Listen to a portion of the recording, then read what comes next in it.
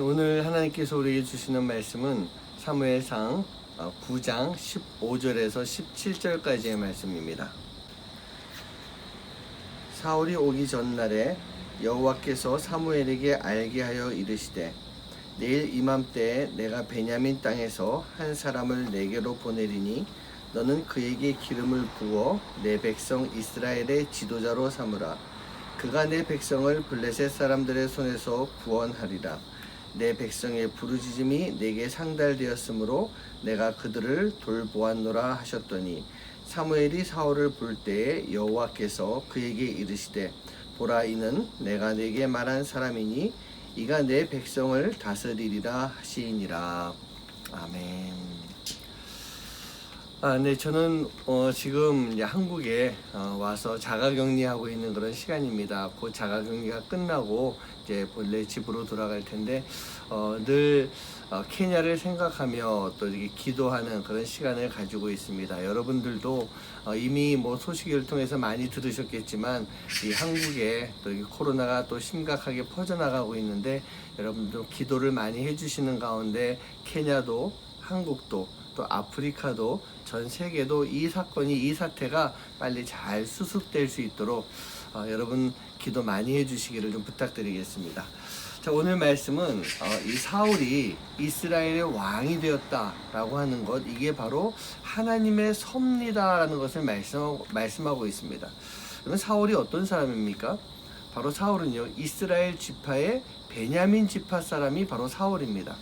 제가 지난 주간에도 그 레위 첩사건이라든지 이 사사기 마지막에 이스라엘이 타락되어 있는 그런 사건, 그런 상황들을 말씀드렸는데, 이 레위 첩사건으로 인해서 베냐민 지파는 거의 멸절 위기까지 갔었던 그런 아주 작은 그런 지파가 되어버렸습니다. 그 원래 또 제일 막내입니다. 막내 지파다, 그렇게 표현을 하고 있는데 사울 자신도 그런 이야기하고 있습니다. 그 21절 말씀에서 보면은 이스라엘 지파의 가장 작은 사람, 가장 작은 지파의 사람이 아닙니까? 내가 어떻게 왕이 되겠습니까? 그런 이야기를, 그런 고백을 하고 있습니다. 인간적인 마음과 또 인간적인 생각으로는 불가능한 사람이다. 그러나 하나님의 계획과 방법과 하나님의 눈으로 봤을 때는 하나님은 분명한 하나님의 뜻을 가지고 계셨던 것입니다. 아프리카의 선교사로 사역을 했던 리빙스턴이 원래는 중국 선교를 준비하고 있었다고 합니다. 그래서 의료도 배우고 모든 준비를 마치고 이제 중국으로 파송되기 직전에 아편 전쟁이 일어나게 됩니다. 그러면서 이제 영국 사람들이 중국에 들어가지 못하게 되는 다 입국 금지 조치를 당하게 되는 거예요. 어떻게 생각하십니까?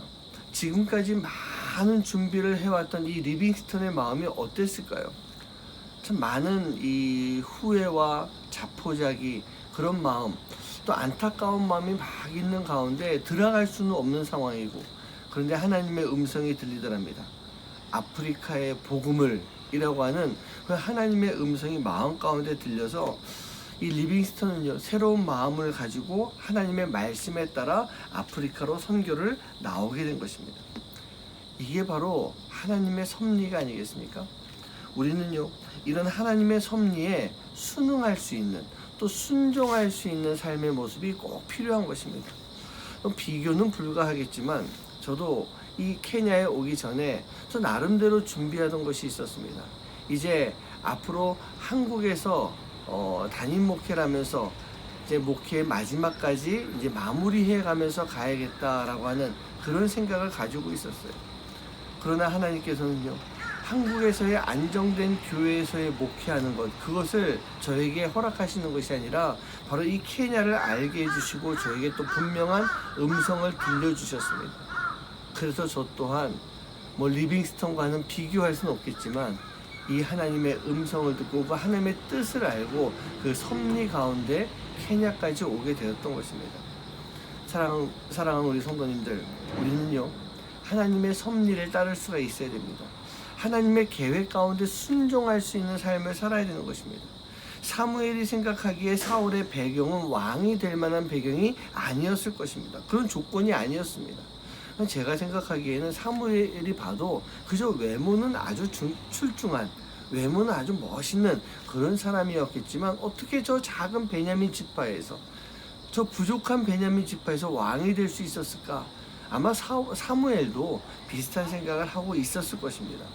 그러나 하나님은요, 제일 부족하다라고 하는 인간의 그 생각을 뛰어넘으시면서 당신의 뜻을 이뤄가시는 분, 바로 그분이 하나님이신 것입니다. 우리가 할 일은 무엇일까요? 우리는 그저 그 하나님의 뜻 가운데, 그 섭리 가운데 순종하면서 사는 것입니다. 그 순종을 통해서 하나님이 역사하시고 하나님이 일을 만들어 가시는 거예요. 그리고 또 한 가지는 그 순종을 끝까지 가지고 있어야 됩니다. 앞으로 말씀 가운데 나오겠지만 사울이 그 순종의 마음을 끝까지 가지고 있지 못했던 것입니다. 그렇게 했을 때 하나님은 결국 또 다른 왕, 다윗 왕을 세우게 되셨던 것입니다. 사랑하는 성도님들, 오늘 하루를 살아가면서 우리가 하나님 앞에 기도합니다. 먼저 우리가 기도할 때 이렇게 기도하면 좋겠습니다. 하나님, 하나님의 뜻이 무엇입니까? 하나님, 하나님의 섭리가 무엇입니까? 우리가 그렇게 기도를 하고 그 하나님의 뜻 가운데 순종할 수 있는 삶.